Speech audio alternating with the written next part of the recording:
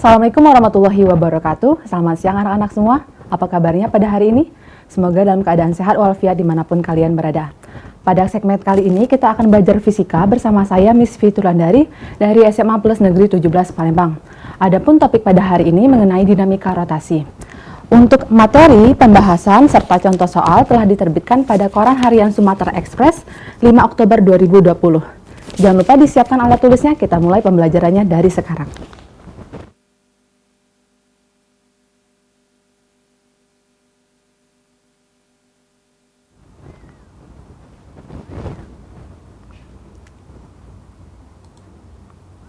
Oke, dinamika rotasi.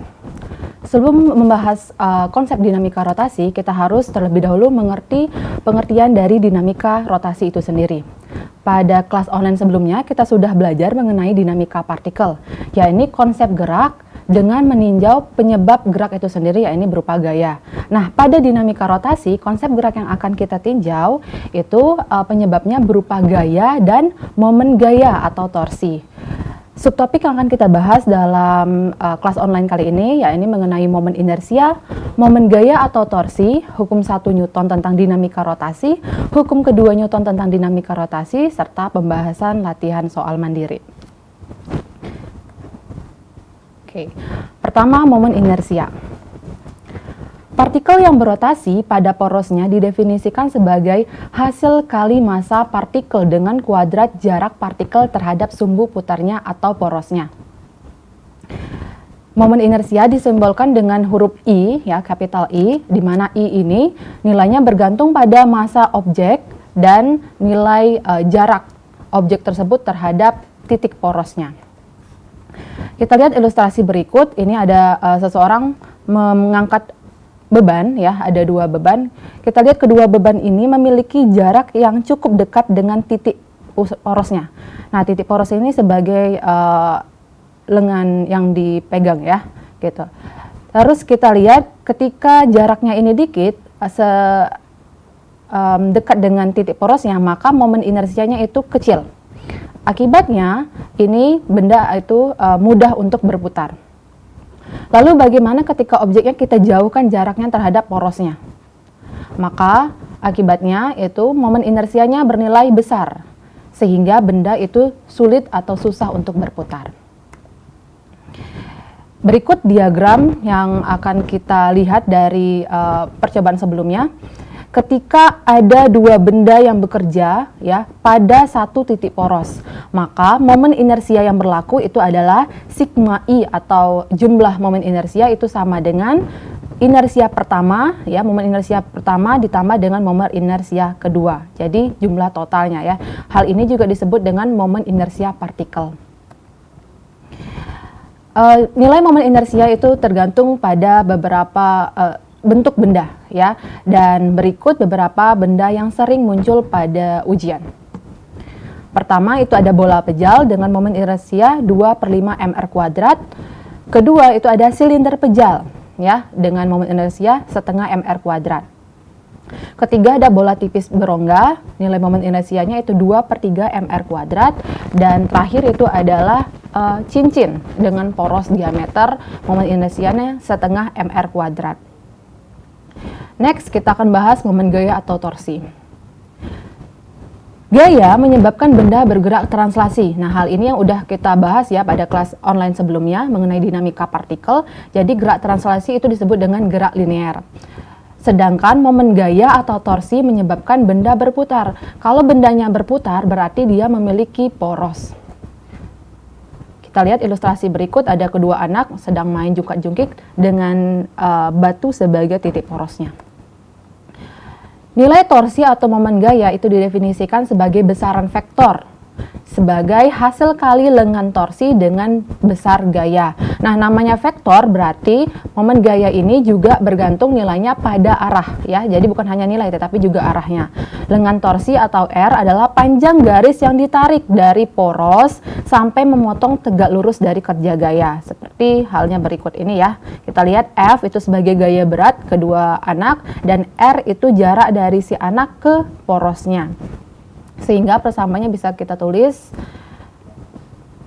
ya, sebagai berikut, ya, atau tau itu sama dengan jarak dikali F. Nah, bagaimana ketika gaya yang bekerja pada objek seperti pada benda berikut ya, alat mekanik dengan gayanya membentuk sudut alfa? Maka momen gaya atau torsi yang akan kita gunakan nilainya adalah tau, ini simbolnya disebut dengan tau, sama dengan R cross F sin alfa karena dia vektor ya. Nilai ini juga bisa kita cari menggunakan konsep berikut, F dikali D. Ya, D ini nilainya kalau kita menggunakan perbandingan trigonometri, maka nilai D itu adalah R sin theta, seperti itu. Nah, arah momen gaya. Arah momen gaya ini dapat kita tentukan menggunakan kaidah tangan kanan atau arah jarum jam. Jika torsi searah jarum jam, maka torsi itu bernilai negatif. Sebaliknya, jika torsi berlawanan arah dengan jarum jam, maka torsi bernilai positif. Kita lihat ini ketika kita menggunakan kaidah tangan kanan ya. Ke atas itu lihat tangan jempolnya itu ke arah atas, berarti dia bernilai positif. Dan kita lihat jempolnya ini mengarah ke arah bawah, berarti nilai tau-nya itu negatif. Jempol itu sebagai arah momen gaya dan 4 jari ini sebagai arah dari gayanya sendiri. Next, hukum Newton. Jadi di sini kita akan belajar bagaimana konsep hukum Newton pada dinamika rotasi.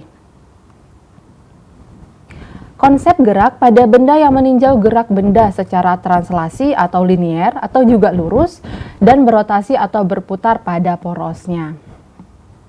Bagaimana konsep hukum Newtonnya? Pertama kita lihat dari hukum 1 Newton. Hukum 1 Newton membahas tentang keseimbangan statis benda yang ukurannya tidak diabaikan atau disebut dengan keseimbangan benda tegar. Contohnya kita lihat ilustrasi berikut dengan A sebagai titik porosnya ya. Syarat dari keseimbangan benda tegar itu ada 2. Sigma F atau jumlah gaya yang bekerja pada sistem tersebut harus sama dengan 0 dan jumlah momen gaya yang bekerja pada sistem tersebut juga harus sama dengan 0 karena dia setimbang ya. Next itu ada hukum kedua Newton membahas konsep benda yang mengalami gerak rotasi dan translasi atau linier secara bersamaan serta memiliki percepatan linier maupun percepatan sudut. Seperti halnya berikut, ya ada katrol dengan jari-jari R serta alfa sebagai percepatan sudutnya. Untuk persamaan hukum Newton pada dinamika rotasi, ya hukum kedua Newton maksudnya nilai jumlah momen gaya atau jumlah tau itu sama dengan I momen inersia dikali percepatan sudut, di mana nilai percepatan sudut ini bisa juga kita cari A atau percepatan linier dibagi dengan R ya atau jari-jari seperti itu.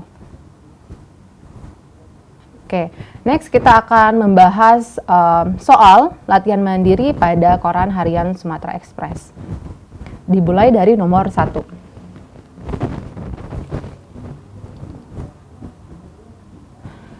Seseorang naik tangga homogen yang disandarkan pada dinding vertikal licin dengan sudut kemiringan tertentu seperti tampak pada gambar berikut. Berat tangga 300 Newton dan berat orang 700 Newton. Bila orang tersebut dapat naik sejauh 3 meter sesaat sebelum tangga itu tergelincir, maka koefisien gesekan antara lantai dan tangga adalah soal UNBK Fisika 2019. Kita lihat di sini, sebelum tangga itu tergelincir, berarti konsep yang akan kita gunakan yaitu penerapan hukum 1 Newton atau kesetimbangan benda tegar untuk dinamika rotasi ya. Oke, ini di sini Miss gambarkan kembali ya diagramnya. Untuk mempermudah, lagi-lagi kalau penyelesaian dinamika itu kita bisa lengkapi dengan diagram benda bebas. Oke, ini diagram benda bebasnya sudah Miss lengkapin juga, di mana WO itu adalah gaya berat orang, O orang ya. Terus WT itu adalah gaya berat tangga. Kita ambil titik di tengahnya ya sebagai titik beratnya. Terus ada juga NT. Apa itu NT? NT itu adalah gaya normal yang disebabkan oleh lantai ke tangga. Terus ada juga ND, yakni gaya normal dari dinding ke tangga. Satu lagi yang lupa, itu adalah gaya gesek statis. Di sini kita pakai statis ya, karena dia belum bergerak. dan pastinya nilai theta. Untuk ketinggian ya kita asumsikan tinggi dari dindingnya itu 4 meter dan tinggi dari ujung tangga ke dinding itu 3 meter. Oke, untuk penyelesaiannya ya, karena tangga belum tergelincir, maka resultan gaya yang bekerja sumbu X dan Y itu sama dengan 0 ya. Maka kita harus uraikan gaya yang bekerja pada sumbu X terlebih dahulu untuk menentukan persamaan mu S. Apa itu mu S? Mu S itu adalah koefisien, ya, koefisien gesekan. Ini jumlah gaya yang bekerja pada sumbu X itu sama dengan 0. Kita lihat ada berapa saja gaya yang bekerja pada sumbu X. Ada ND atau gaya normal, dinding ke tangga, terus ada Fs. ND itu ke kanan positif dan Fs itu ke kiri negatif ya, berdasarkan koordinat Kartesius. Lalu kita pindah ruas, maka persamaannya menjadi sebagai berikut. Fs atau gaya gesek statis maksimum. Kenapa maksimum? Karena lagi-lagi dia belum bergerak, jadi masih kondisinya statis, tapi yang paling besar nilainya ya, ini maksimum. Nah, harus kita ingat kembali kalau nilai gaya gesek statis itu nilainya adalah mu s ya, koefisien gesekan itu dikali dengan gaya normal. Gaya normal yang disebabkan oleh dari lantai ke tangga maksudnya gitu ya. Dan dari persamaan ini juga kita bisa tulis mu S itu sama dengan ND per NT. Sekarang kita keep dulu untuk persamaannya. Selanjutnya kita akan mencari nilai ND gaya normal dari dinding ke tangga dan gaya normal dari lantai ke tangga. Selanjutnya kita uraikan gaya yang bekerja pada sumbu Y untuk menentukan nilai NT. Ya, untuk menentukan nilai NT. Nah, lagi-lagi karena ini masih dalam kondisi setimbang, maka jumlah gaya yang bekerja pada sumbu Y itu harus sama dengan 0. Kita lihat ada gaya apa saja yang bekerja pada sumbu Y. Ada NT dan ada WO dan juga WT. Kita lihat WO dan WT ini berbanding terbalik dengan nilai NT. Maka bisa kita tulis persamaan sebagai berikut ya. NT sama dengan WO plus WT, di mana WO itulah gaya berat orang ditambah dengan gaya berat tangga. NT itu nilainya adalah, setelah kita jumlahkan menjadi 1000 Newton. Anak-anak jangan kemana-mana, kita lanjutkan pembelajarannya setelah pariwara berikut.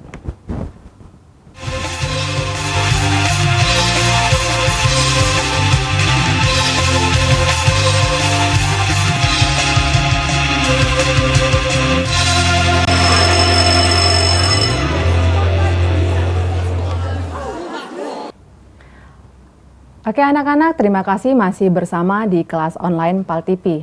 Kalau ada pertanyaan pada pembelajaran hari ini, kalian bisa tanyakan pada nomor 0711 3822. Kita lanjutkan pembelajarannya.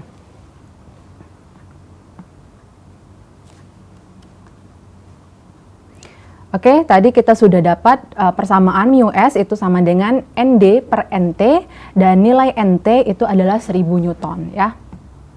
Next, kita cari nilai ND atau gaya normal dari dinding ke tangganya. Pertama, kita harus mencari dulu panjang tangganya. Berdasarkan konsep teorema Pythagoras, kita dapat panjang tangga itu sama dengan L, yakni 5 meter. Lihat ini, L itu panjang tangga dan L kecil itu adalah jarak dari sana ke ujung tangga. Nah, untuk mempermudah penyelesaian permasalahannya, kita bisa mencari nilai tetanya menggunakan perbandingan trigonometri, di mana cos theta itu cara gampangnya cos sa samping 3 dan mi itu miring ya. Ini panjang tangganya 5 meter, berarti cos theta itu sama dengan 3/5. Sin theta itu sama dengan 4/5, seperti itu ya. Nah, untuk menentukan nilai ND, kita tinjau gerak rotasi tangga pada poros kaki tangga yang menyentuh lantai menggunakan nilai torsi sebagai berikut. Lagi-lagi syarat benda dalam keadaan setimbang itu adalah sigma tau atau jumlah momen gaya itu sama dengan 0. Kita lihat ada 3 gaya yang bekerja di sini ya. Ada gaya berat orang, gaya berat tangga, dan gaya normal dari dinding ke tangga. Kita lihat untuk tau ya, untuk tau O ya, si orang itu nilainya adalah L itu jarak dari ujung tangga ke anak ya atau orang tersebut dikali dengan gaya WO cos theta. Kenapa kita pakai WO cos theta? Karena ini adalah hasil proyeksi. Ya, hasil proyeksinya untuk yang tegak lurus dengan nilai L. Begitupun untuk yang tangga, dia untuk jaraknya kita setengah dari panjang tangga, yakni setengah L dikali dengan gaya berat tangga cos theta. Lagi-lagi ini adalah hasil proyeksi. Sama dengan L panjang tangga dikali ND sin theta. Ini juga hasil proyeksi. Kita lihat ini untuk nilai gaya berat orang dan gaya berat tangga itu bernilai positif ya. Kenapa dia bernilai positif? Karena kita lihat, kita tarik ke bawah dari sini ke sini ya. Itu nilainya positif, dan untuk yang gaya normal D itu bernilai negatif karena dia searah jarum jam.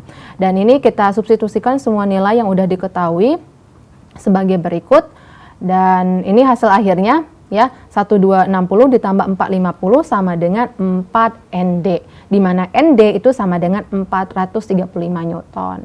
Kita kembali lagi ke persamaan semula, yakni persamaan koefisien mu S. Mu S itu sama dengan ND per NT ya. Kita substitusikan nilainya sehingga didapatkan nilai mu S atau koefisien gaya geseknya itu 0,4 ya. Ini karena koefisien jadi tanpa satuan. Next kita lanjut ke nomor 2. Oke, ini soal nomor 2, sebuah roda akan dinaikkan pada anak tangga seperti pada gambar berikut. Bila jari-jari sama dengan R, berat roda sama dengan W, tinggi anak tangga itu sama dengan H, terus maka gaya F minimum yang dibutuhkan agar roda tersebut dapat naik adalah, ini masih dalam kondisi setimbang ya, berarti kita tinjau sigma tau-nya itu sama dengan 0. Oke, di sini Miss gambarkan kembali diagramnya. X ini adalah jarak, ya sorry ini harus ke atas sedikit. X ini adalah jarak antara gaya berat ke titik poros. Nah, di sini titik porosnya ya. Di sini titik porosnya. Kita lihat ada dua gaya yang bekerja, ada W gaya berat si objek dan F gaya tariknya. R min H itu adalah jarak antara si gaya berat F ya. Sebentar kita pakai pen ya. Di sini kita lihat, nah ini adalah nilai R min H. Terus ini adalah nilai X-nya gitu. Kita cari dulu nilai X-nya menggunakan konsep Pythagoras, di mana X sama dengan X kuadrat itu sama dengan R kuadrat min R min H kuadrat, sama dengan X R kuadrat min R kuadrat plus 2RH min H kuadrat.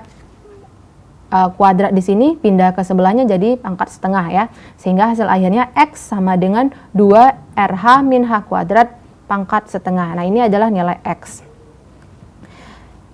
Gaya minimal yang dibutuhkan menunjukkan sistem masih dalam keadaan setimbang dengan syarat sigma tau itu sama dengan 0 ya. Ada dua nilai tau di sini ya, dari gaya tarik F dan gaya beratnya. Gaya berat ini kita kali dengan jaraknya terhadap titik poros, ya ini nilai X tadi yang udah kita cari ya, 2RH min H kuadrat pangkat setengah. Min, nah ini min beda dengan yang W tadi. W ini dia arahnya positif. Kenapa? Karena dia ke arah sini. Nah, kalau ke arah sini berarti dia berlawanan arah jarumnya, berarti bernilai positif. Sedangkan yang F itu dia searah jarumnya, maka dia bernilai negatif. Seperti itu ya.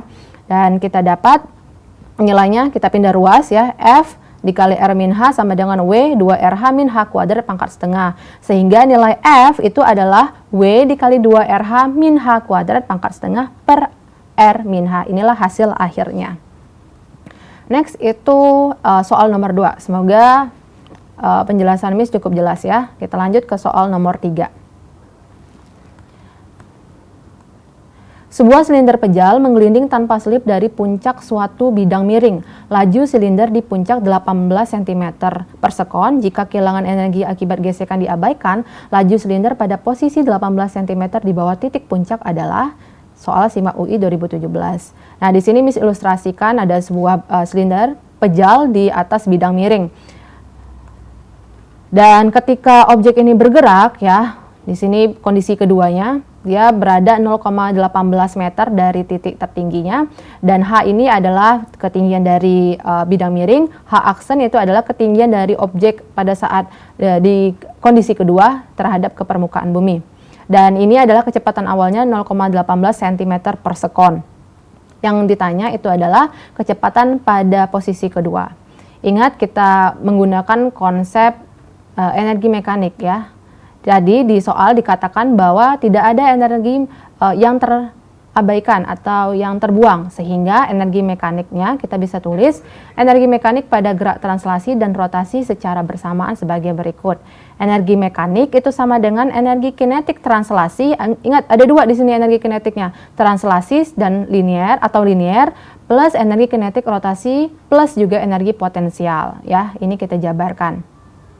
Nah, karena tidak ada energi yang terbuang atau terabaikan, maka energi mekanik awal itu sama dengan energi mekanik akhir. Ya, kita substitusikan persamaannya dengan catatan untuk energi mekanik akhir, V-nya itu menjadi V aksen dan omega itu menjadi omega aksen ya, dan H-nya itu H aksen. Ini kita jabarkan kembali di mana nilai I itu adalah momen inersianya setengah mr kuadrat, terus omega itu adalah V per R. Kita sederhanakan kembali persamaannya menjadi sebagai berikut ya. Setengah V kuadrat ditambah setengah V kuadrat ditambah GH sama dengan setengah V aksen kuadrat ditambah setengah V aksen kuadrat plus GH aksen. Sehingga hasil akhirnya sebagai berikut. Ya. Nah, 0,48 ditambah 9,8. 9,8 ini adalah percepatan gravitasi ya, dikali dengan H-nya itu habis, sehingga hasil akhirnya itu adalah 2,226 ya, sama dengan 3/4 V aksen kuadrat, di mana V aksen itu adalah 2,992, sehingga hasil akhirnya itu V aksen sama dengan 1,73 cm per sekon, atau kita jadikan meter menjadi 173 meter per sekon. Terakhir soal yang nomor 4 ini ya, soalnya gampang dan simple. I itu sama dengan 2/5 mr kuadrat, massa 2 kg, dan momen gayanya 4 Newton meter ya. Ini langsung saja kita cari menggunakan sigma tau sama dengan I dikali percepatan sudut. Ini adalah konsep hukum kedua Newton pada dinamika rotasi ya, dengan catatan percepatan sudutnya itu adalah A atau percepatan linear dibagi dengan R. Kita substitusikan nilainya menjadi berikut ya. A itu sama dengan 25 meter per sekon kuadrat. Tinggal substitusikan saja. Oke. Next. Mungkin itu saja untuk pembelajaran pada hari ini. Semoga ilmunya bermanfaat dan kita ketemu lagi pada kelas online Pal TV berikutnya. Saya Fitri Ulandari, pamit undur diri. Wassalamualaikum warahmatullahi wabarakatuh. See you next time.